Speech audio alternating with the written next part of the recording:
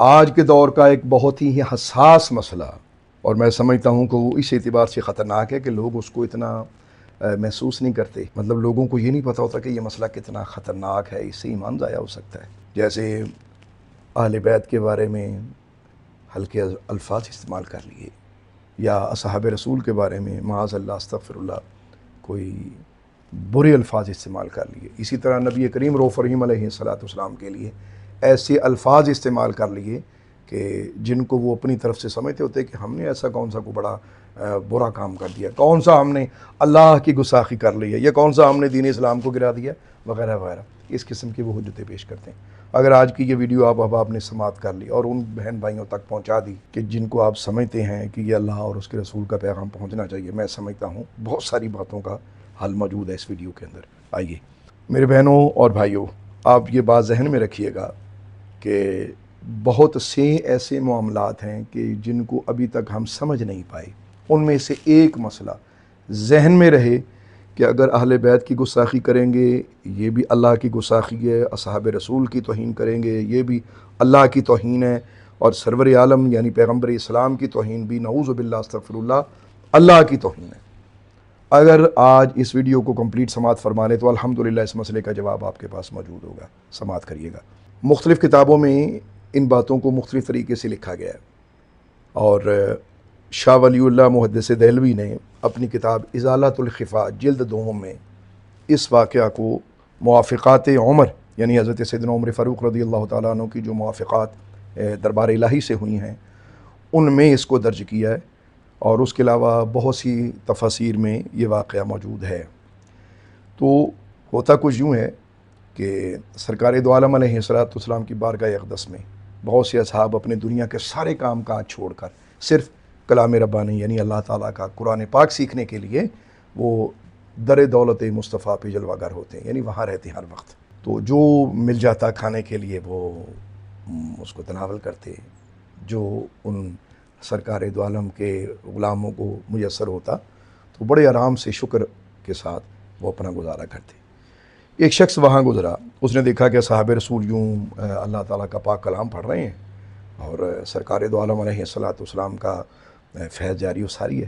اسے برداشت نہ ہو سکا. منافقوں سے اصل میں اللہ رسول کے در کی جو رونق ہوتی ہے یہ کبھی بھی برداشت نہیں ہوتی، نہ اس وقت ہوتی تھی اور آج بھی برداشت نہیں ہوتی. کہنے لگا کہ اے قراء کی جماعت، تمہارا حال اتنا برا کیوں ہے کہ ہمیں ایسا لگتا ہے کہ تم سب سے زیادہ بزدل ہو، اور جب کھاتے ہو نا تو بڑے بڑے لقمے کھاتے ہو، اور اس کے بعد جب تم سے اللہ کے نام پہ کچھ مانگا جاتا ہے تو تم بالکل دینے کے لیے تیار نہیں. تمہارے یہ حالات ہیں. مطلب یہ الفاظ اس نے اصحاب رسول کو بولے. اب آپ مجھے خود بتائیے گا کہ کیا اس میں انہوں نے نبی پاک کو ٹارگٹ کیا؟ نہیں کیا. کیا انہوں نے اللہ کو نشانہ بنایا؟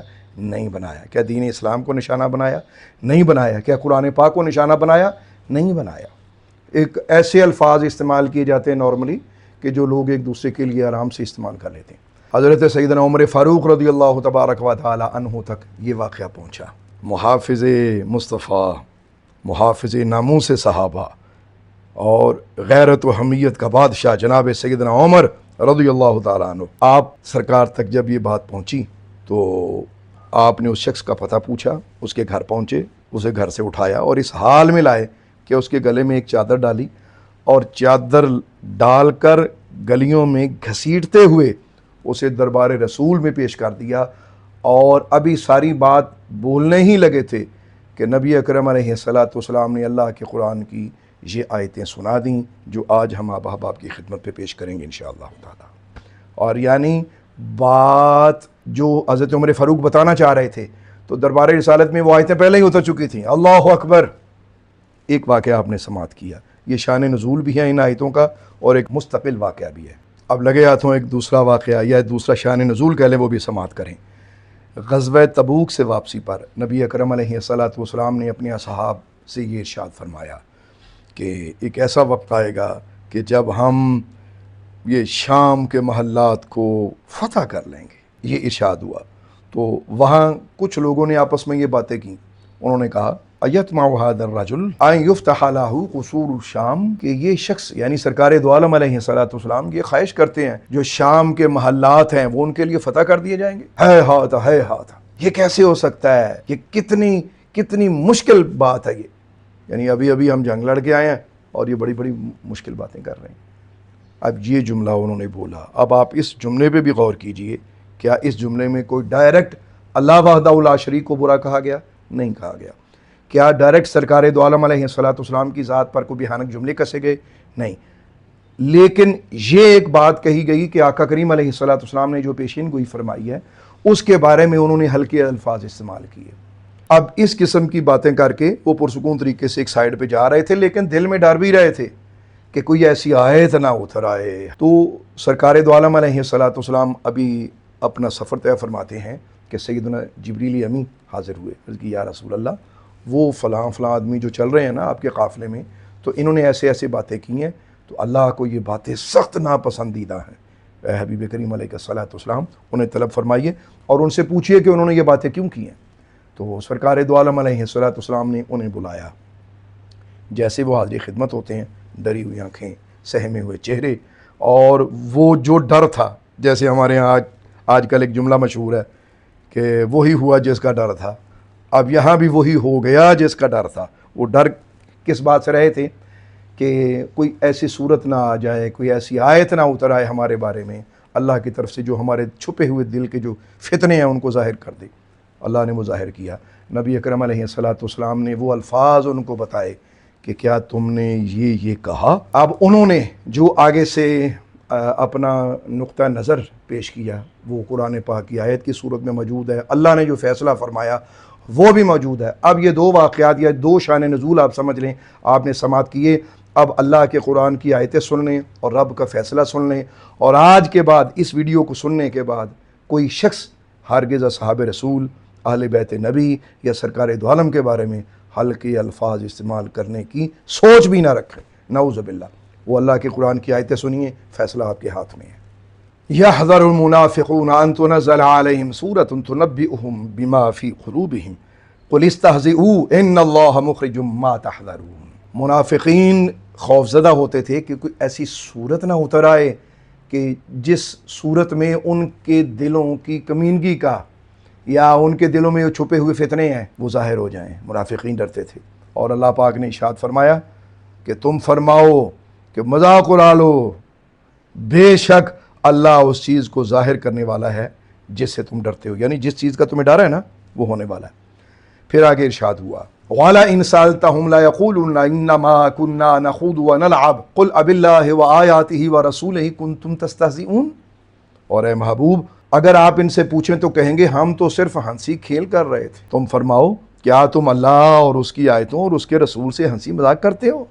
لا تعتذروا قد کفرتم بعد ایمانکم، بہانے نہ بناؤ تم ایمان یعنی کہ ظاہری ایمان لانے کے بعد اب کافر ہو چکے ہو۔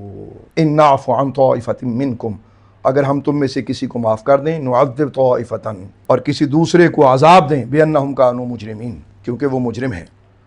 تو یہ اللہ کی ایک حکمت ہے۔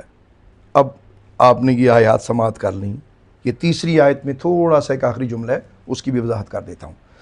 تو سرکار دو عالم علیہ السلام نے ان کو بلا کے پوچھا، ہاں بھئی تم نے ایسی بات کی، وہ جو حضرت سیدنا عمر فاروق رضی اللہ تعالیٰ عنہ والا وہ آپ نے واقعہ سماعت کیا کہ جس کو گھسیٹ کے حضرت عمر لائے ہیں، اس نے بھی یہی کہا کہ جی میں تو مذاق کر رہا تھا، یہ تو سیریس ہی کام ہو گیا، میں نے تو بس یوں ہی کہہ دیا۔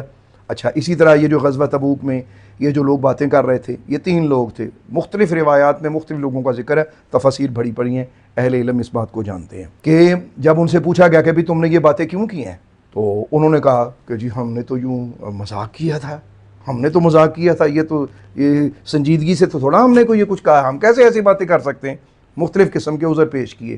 اب اللہ وحدہ لا شریک نے ان کی یہ ساری بات اپنے قرآن میں بیان فرمائی، اور آخر میں رب نے اپنا فیصلہ سنایا، لا تعتذروا، بہانے نہ بناؤ، قد کفرتم بعد ایمانکم، کہ تم ایمان لانے کے بعد اب ایمان سے خارج ہو چکے ہو۔ استغفر اللہ۔